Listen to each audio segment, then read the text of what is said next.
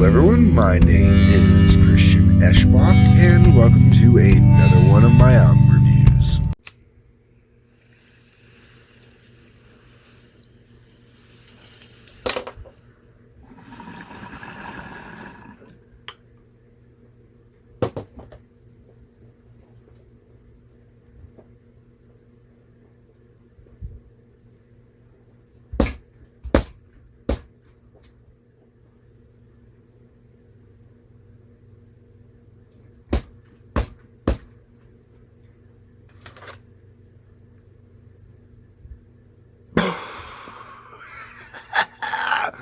Happy 420!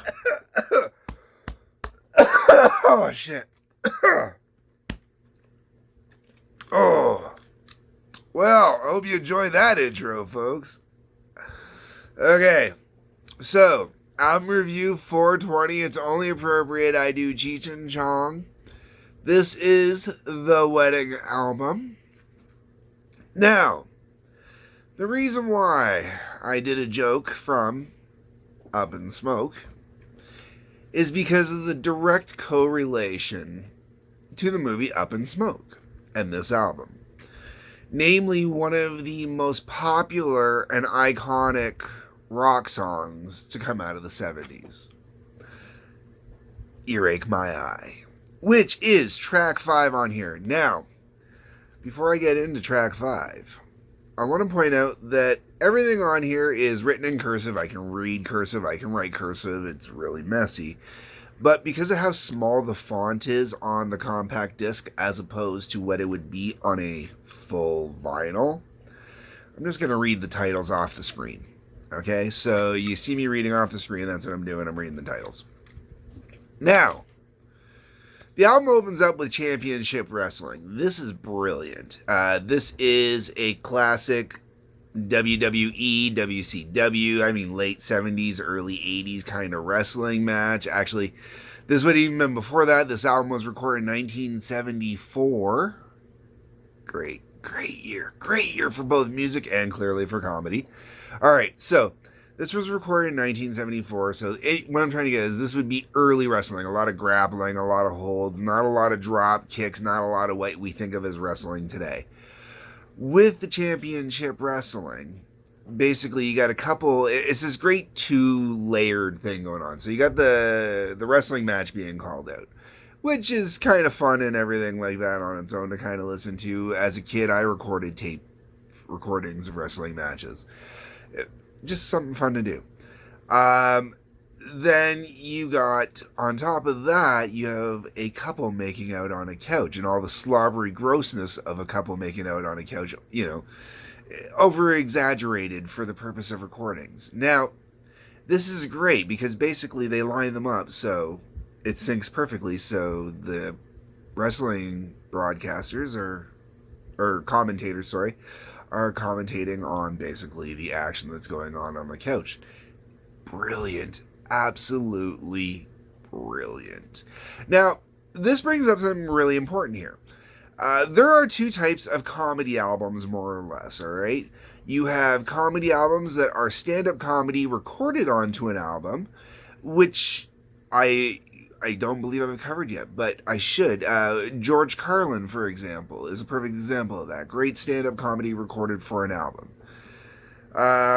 Then you have Cheech Chong, which is more scenarios, more like the old school radio shows kind of thing, where they're acting out a scenario and whatnot, your imagination gets to take over.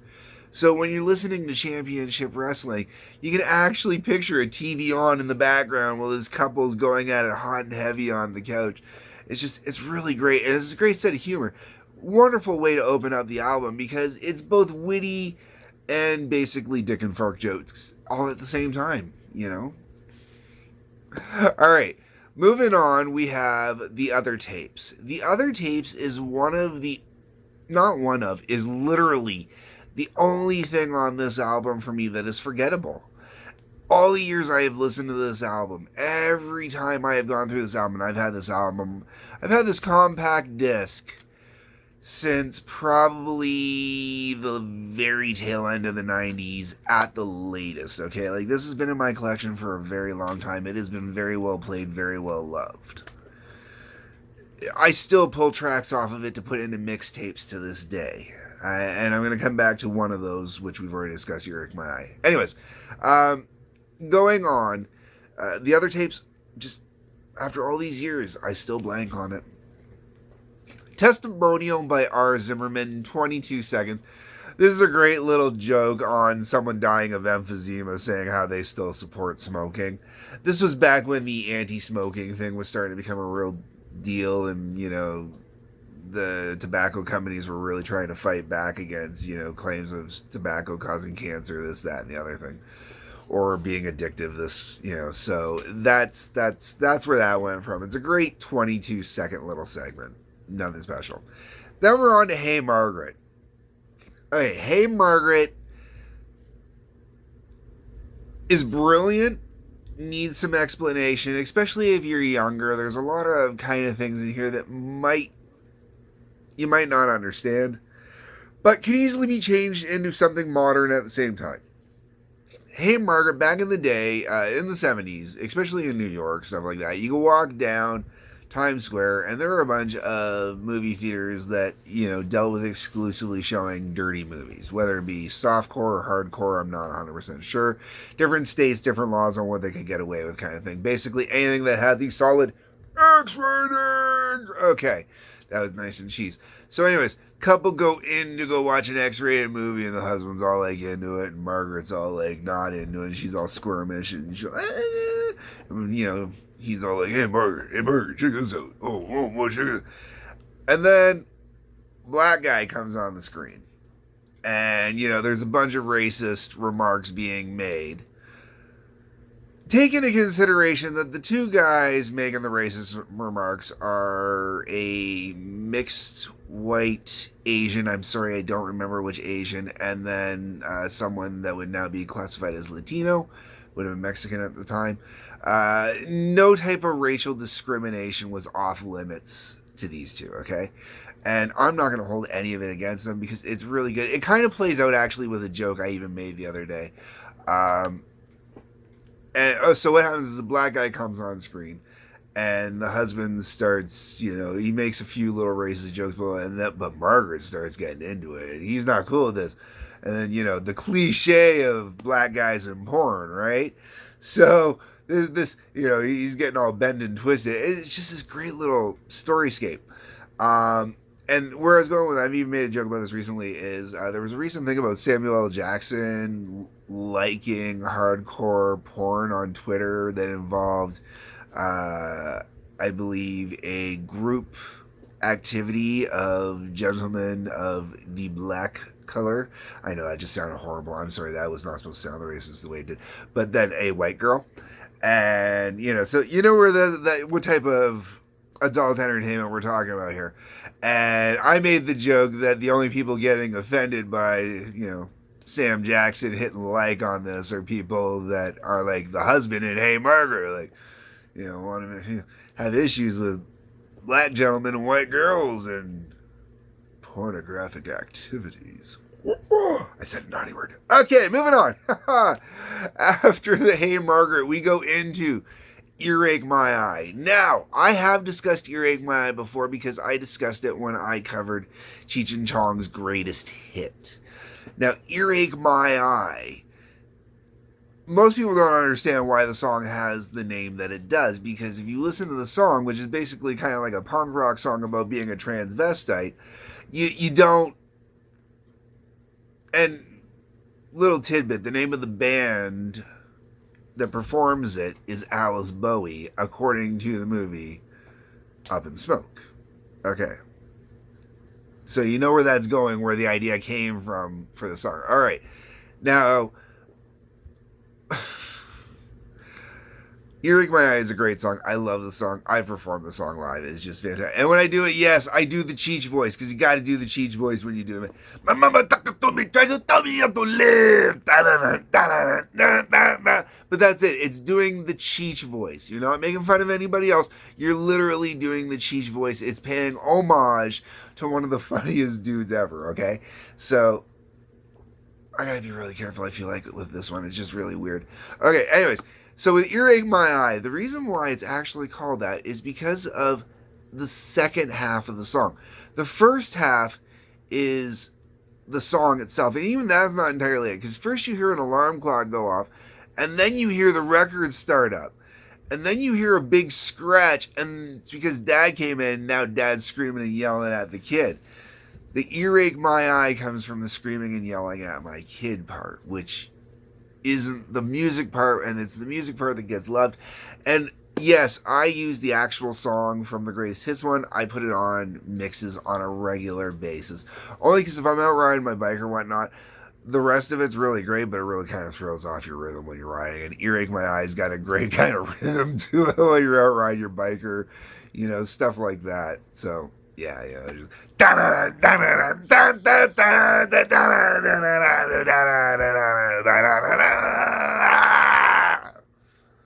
okay. Moving on from there, we get to Wake Up America. Now, Wake Up America is hosted by a joke that is a play on Geraldo Rivera. Now, remember, I just mentioned this album was released in 1974, and Geraldo is still out there going, man. Talk about old white men that are just in the industry forever. Whee! Okay. But it's great listening to Cheech do a great little impression there, his little knockoff on it. And this is the thing, is Geraldo did nothing but fluff stories in the early days, which is what makes it so great. And this would have been like at the very beginning of Geraldo's career. So, like if he's still going, this 50 fucking years now, man. Oh, wow. Okay. Almost. Well, it'll be 50 shortly, if not already. Okay, anyways. Wake Up America. He's taking a look at the in-depth look at the music industry and hearing about drugs and payouts and stuff like that, blah blah blah blah blah. And this leads into another song I absolutely love from Cheech and Chong, and that's Black Lassie. Black Lassie, sensei. Now this one, Black Lassie, is basically blaxploitation of Lassie. Black Lassie. Blaxploitation of Lassie. Okay, it's easy enough to... And it is just so done brilliantly, man. Just absolutely fantastic. I can't help but just marvel at this. Now, it should be mentioned that there are times where on some of their stuff, there are additional writers. And I believe a lot of that probably comes from the musicianship aspects. So that's where it specifically is. Like on Earache My Eye, you've got Gay DeLorme and Richard Moore, as well as Tommy Chong, doing that as the writers for that. And then for Black Lassie, you have Billy Page, Gene Page, and then Cheech and Chong. Otherwise, everything else is Cheech and Chong. But on the music specifically, so I'm assuming they had some additional help on the compositions or whatnot to flush them out, make them a little better musically. But otherwise, I'm going to say, and Earache My Eye is, Cheech is not credited as a writer on there. I'm sure he is. But, I mean, when it comes to the performance, he's the main performer, so it doesn't matter, right? Okay. But Black Lassie is just this great little part that's meant as an interlude piece in here where they're just watching this performance live. But if you've ever spent time recording with friends or stuff like that, like I have, I've been in a band where we've recorded music and that. And you have those moments, especially when the guys discovered the wah-wah pedal for the first time. And I'll be honest, I'm the guy that discovered the wah-wah pedal for the first time. I got yelled at to knock it off with the wah-wah pedal. So I can appreciate this song on so many levels. And then it goes back up into Wake Up America, which finishes out. After that, you get into The Babysitter. The Babysitter is just that. Cheech has had a bunch of kids dropped on him in the morning. if you've ever seen Up in Smoke, it's basically the intro to Up in Smoke when Cheech wakes up to all the kids in the house kind of thing. But it changes because then in this particular version, Cheech does the story of the three little pigs for them. And this is great. This is absolutely great. Cheech doing his version of the Three Little Pigs. Especially if you've ever watched any of the Cheech and Chong movies that were focused on Cheech and Chong specifically. Or the characters of Pedro and Man, which is,